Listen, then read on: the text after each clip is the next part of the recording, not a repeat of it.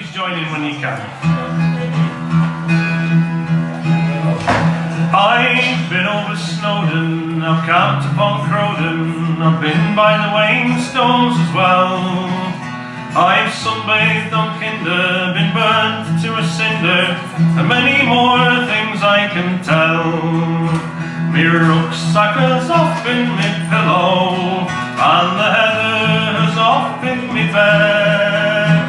And sooner than part from the mountains, then I think I would rather be dead. I'm a rambler from Manchester way. I get all me pleasure the hard moorland way. I may be a wage slave on a Monday, but I am a free man on Sunday. Well, the day was just ending as I was descending from Grimsbrook just by up a door, when a voice cried, "Hey you!" in the way keepers do. He'd the worst face that I ever saw. The things that he said were unpleasant, and in the teeth of his fury I said that sooner than part from the mountains, then I think I would rather be dead. I'm a rambler from Manchester way. I get all me pleasure the hard moorland way. I may be a wage slave on a Monday, but I am a free man on Sunday.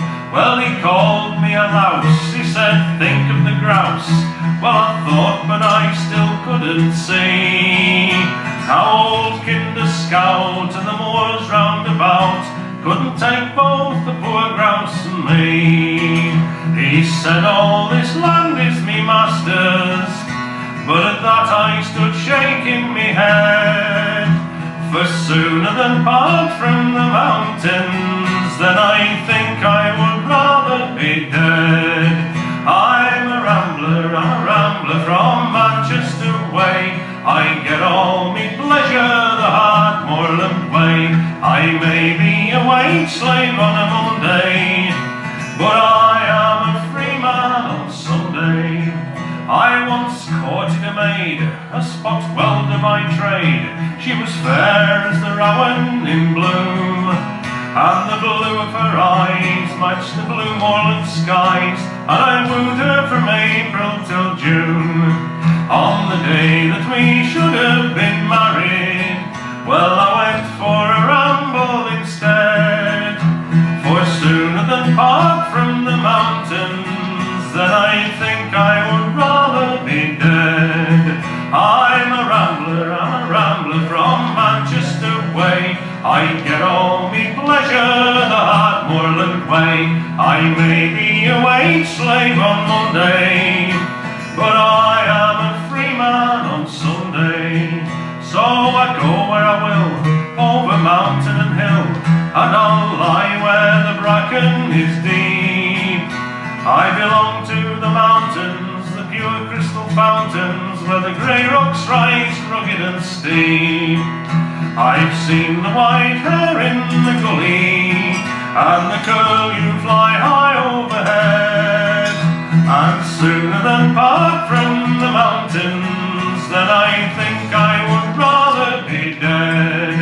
I'm a rambler from Manchester way. I get all me pleasure the hard moorland way. I may be a wage slave on a Monday, but I am a free man on Sunday.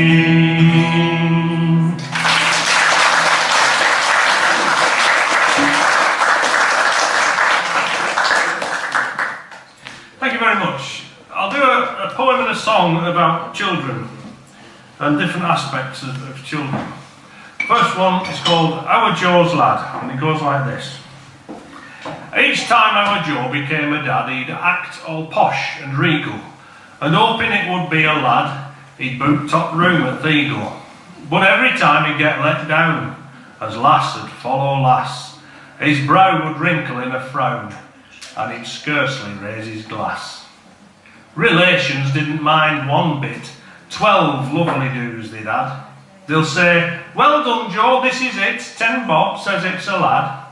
And when our Joe were 48, a lad, Joe went daft. Top room at the Eagle groaned with weight. They sucked, they striked, they laughed.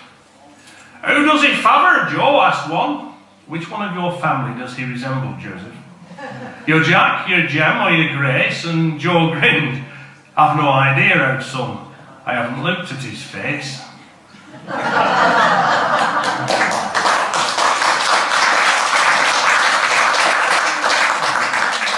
Yeah, penny drops on that one, doesn't it? You can hear it going, yes. And this is a song, this is about a little lad whose mother has just had a baby, and he was hoping he would get a little brother to play football with, but he doesn't, he gets a sister. And he sat there with his little mate Dick, telling him all about it. And when it comes to the end, some people go, oh, see which class you belong to in that. Well, I tell thee, Dick, there's somewhat strange at that. It weren't so very long ago as me mum were big and fat. When I asked her why, well, she just smiled and she said, lad, use your head, for soon you'll have a brother perhaps, or something else instead. Well, now me mum, she looks the same as I think she used to be. But it weren't a brother that I got, but a lastic, I tell thee. A sister, aye, they call her Rose, as none can know me shame. Me mum says that it weren't her fault, and me gran says dad's to blame. Well, it's smaller than me auntie's cat, and it's got no teeth at all. Me mum says it looks like me dad, and that's true, 'cause it's bald. And there's something else I'll tell thee, Dick, it's not like thee or me. For yesterday when I come home, it was eating me mum for tea. And I dursn't go inside the house for fear of making din. Inside his cot it sleeps all day and strikes all night like sin. Me mum says, come on, play with it won't do you no harm. But every time I pick it up, it piddles down me arm. And when we goes out for a walk and me all in me best, neighbours come and look at child and then say, how's the pest? Well, I tell you, Dick, it is a cheek, for you know I'm good as gold. If I had me way, I'd send it back before it gets too old. So I tell you, Dick, if you should see your mum, she's getting fat, don't take a chance to wait and see, but get upstairs and pack. And I'll come with it, that I will, we'll go to London town. I wish me mum she were a cat, and babbies could be drowned.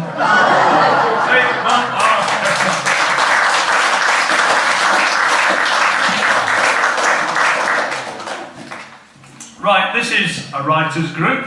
I have written a poem. Okay? They're never labours of lunchtimes, these things, are they? Because they're always going on in your head for months and weeks before. And you can write them down in a few minutes, really. But it's all the thought that goes into them. And this particular one really got its inspiration from, I don't know if anybody remembers a TV comedy programme called The Thin Blue Line, which was about, you remember that one, yeah? Which was about the police. It was Ben Elton who wrote, he likes Dad's Army, and he wanted to write this programme, with sort of ensemble, if you like, of characters.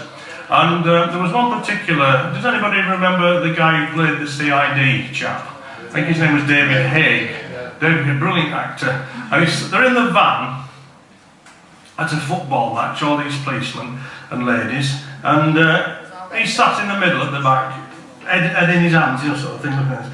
And then he comes up, there's this lull in this talking, and he says, why can't women ever go out? Just like that. And then he starts into this 5-minute spiel of how his wife can never go out. And this is what this is all about. This is when, and I'm sure some men in here will be sympathetic to this. It's called Getting Her Out of the House. I live with a woman that I love so dearly, and normally I wouldn't grouse. But the one thing about her that raises me dander is getting her out of the house. Most of the time, well, I'm not really bothered. But when we want to start going somewhere, she'll procrastinate and find things to do, as under me breath I do swear. We'll be going to a gig and I'll want to leave early to set up my stuff on the stage. Won't be a minute, she says, just doing some ironing. as inside I'm all of a rage.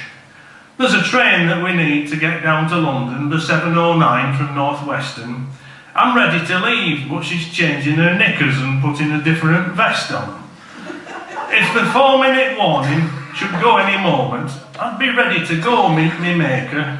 But she's making the bed. 3 minutes it's taken, and she wants me to be an eider-down shaker.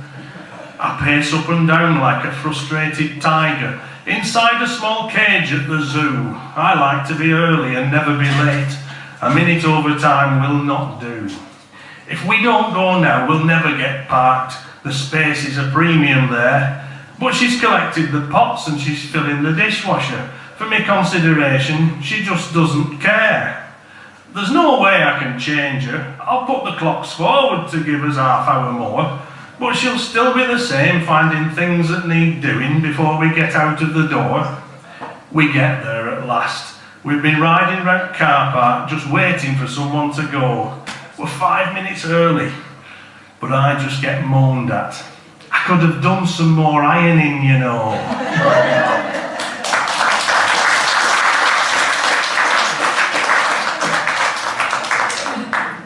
She doesn't know I've written that.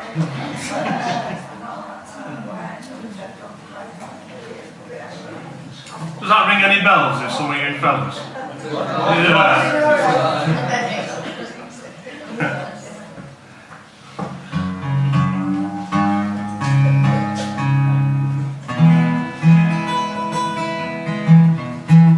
This is a song, it's a true story this apparently, about a chap who takes his pet ferret to an official function, or as we say in these parts, a do.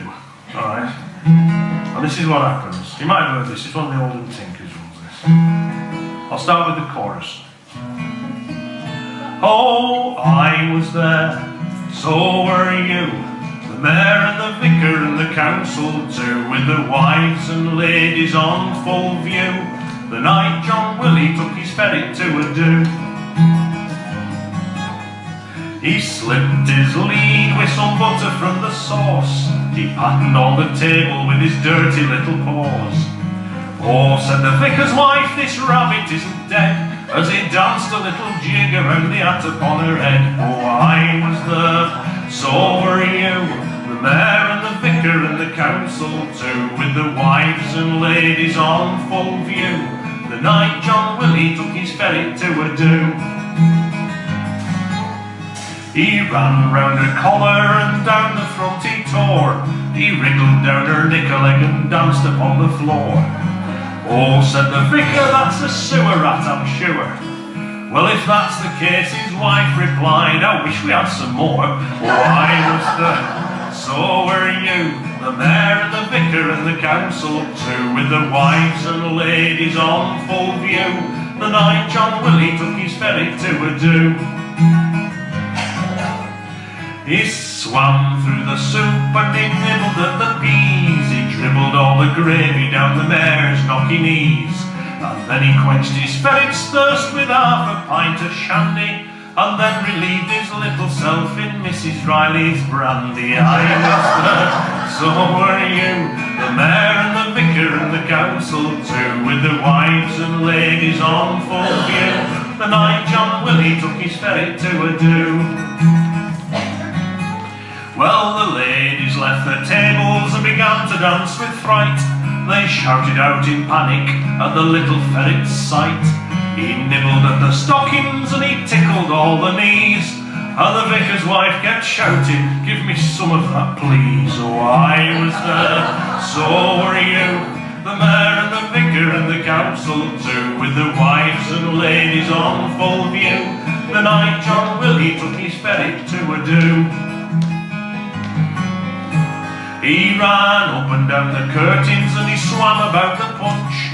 He herded all the ladies in a corner in a bunch. And then to end the escapade he did a little quickie.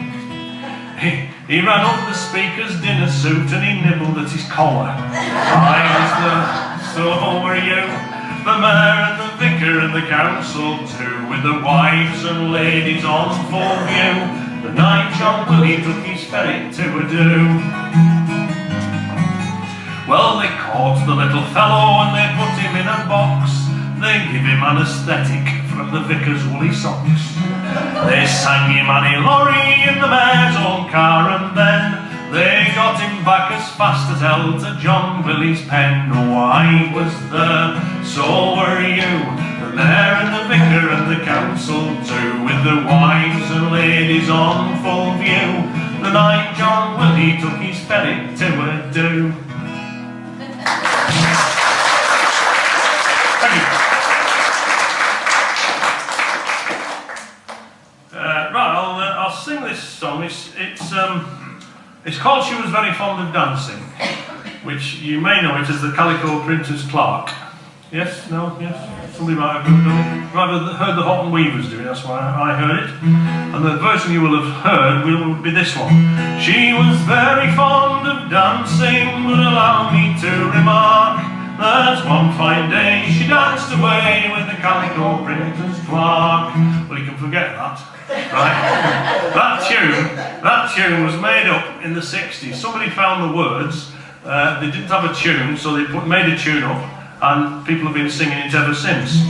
The song itself actually comes from 1863, from the music hall days. It was written by Harry Clifton, one of these prolific music hall artists of the time.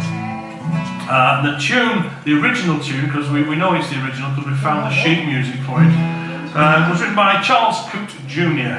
And it's totally different. You can get up and dance to this if you want. It's in waltz time, so you can, I think. No, it's probably foxtrot or something. I like stripping.